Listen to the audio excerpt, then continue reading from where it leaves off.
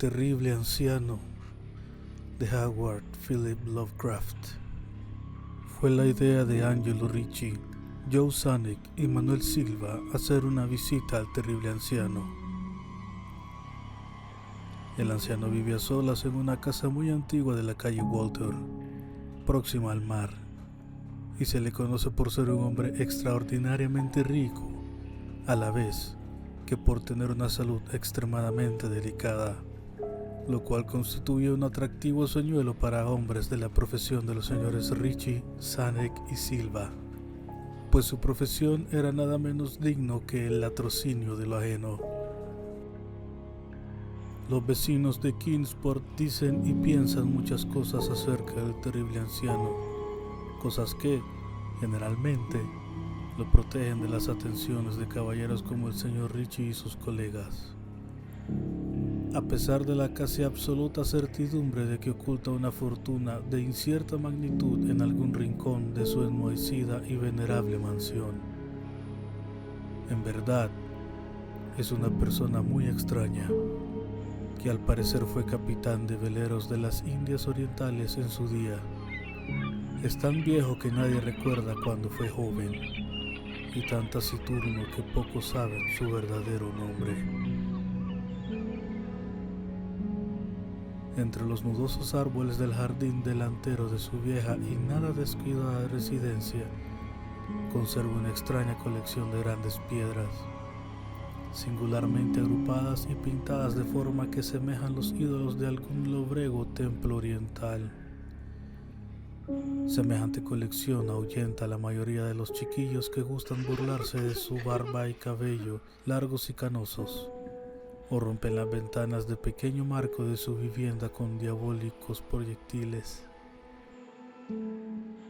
Pero hay otras cosas que atemorizan a las gentes mayores y talante curioso que en ocasiones se acercan a hurtadillas hasta la casa para escudriñar el interior a través de las vidrieras cubiertas de polvo.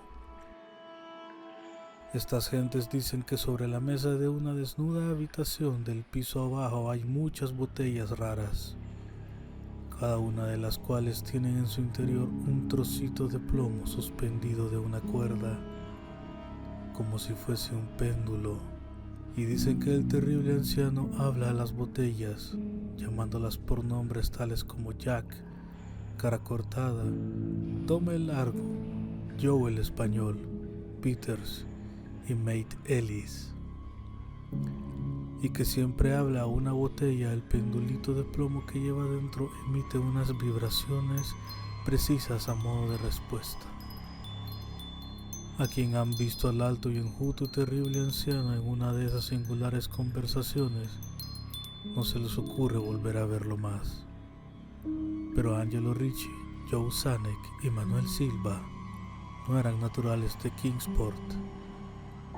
Pertenecían a esa nueva y heterogénea estirpe extranjera que queda al margen del atractivo círculo de la vida y tradiciones de Nueva Inglaterra, y no vieron en el terrible anciano otra cosa que un viejo achacoso y prácticamente indefenso, que no podía andar sin la ayuda de su nudoso cayado, y cuyas escuálidas y endebles manos temblaban de modo harto lastimoso. A su manera, se compadecían mucho del solitario e impopular anciano, a quien a todos rehuían y a quien no había perro que no ladrase con especial virulencia. Pero los negocios y, para un ladrón entregado de lleno a su profesión, siempre es tentador y provocativo un anciano de salud enfermiza que no tiene cuenta abierta en el banco y que para subvenir a sus escasas necesidades paga en la tienda del pueblo con oro y plata españoles acuñados 2 siglos atrás. Los señores Ricci, Zanuck y Silva eligieron la noche del 11 de abril para efectuar su visita. El señor Ricci y el señor Silva se encargarían de hablar con el pobre y anciano caballero, mientras el señor Zanuck se quedaba esperándolos a los dos y su presumible cargamento metálico en un coche cubierto en la calle Ship, junto a la verja del alto muro posterior de la finca de su anfitrión. El deseo de eludir explicaciones innecesarias en caso de una aparición inesperada de la policía aceleró los planes para una huida sin apuros y sin alaracas. Tal y como lo habían proyectado, los tres aventureros se pusieron manos a la obra, por separado, con objeto de evitar cualquier malintencionada sospecha a posteriori.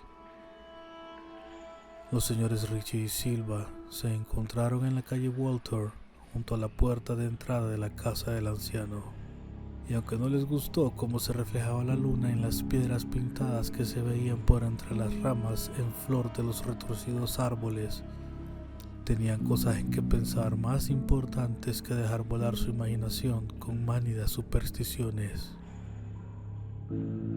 Temían que fuese una tarea desagradable hacerle soltar la lengua al terrible anciano para averiguar el paradero de su oro y plata, pues los viejos lobos marinos son particularmente testarudos y perversos. En cualquier caso, se trataba de alguien muy anciano y endeble, y ellos eran dos personas que iban a visitarlo. Los señores Ritchie y Silva eran expertos en el arte de volver volubles a los tercos, y los gritos de un débil y más que venerable anciano no son difíciles de sofocar.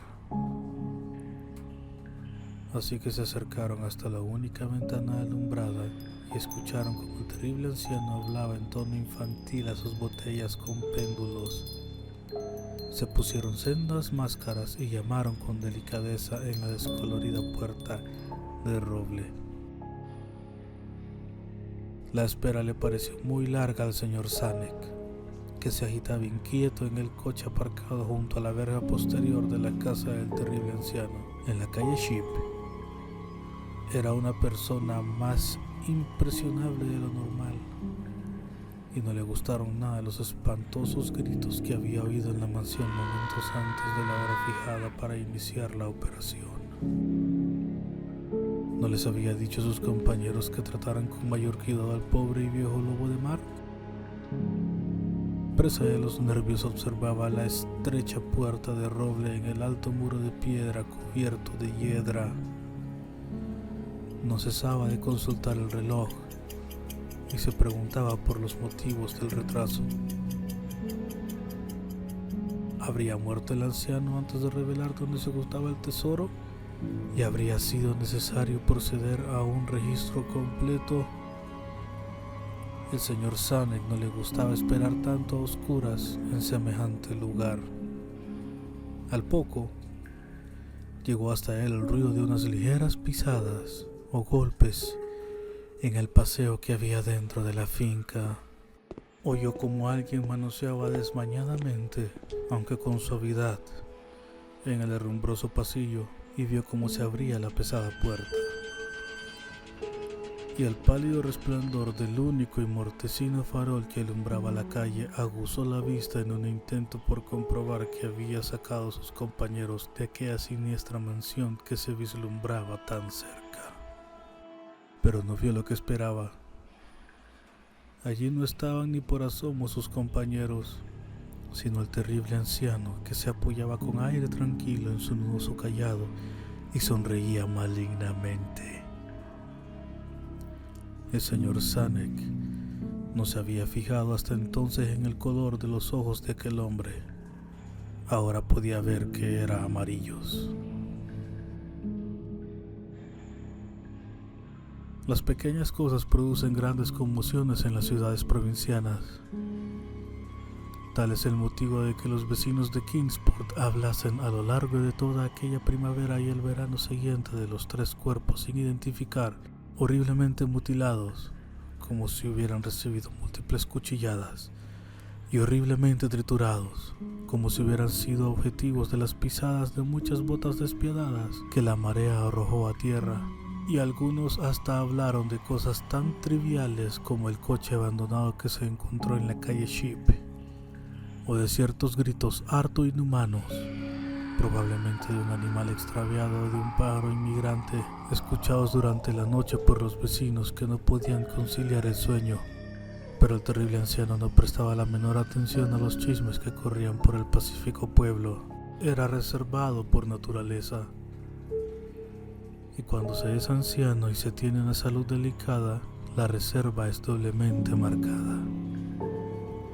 Además, un lobo marino tan anciano debe haber presenciado multitud de cosas mucho más emocionantes en los lejanos días de su ya casi olvidada juventud.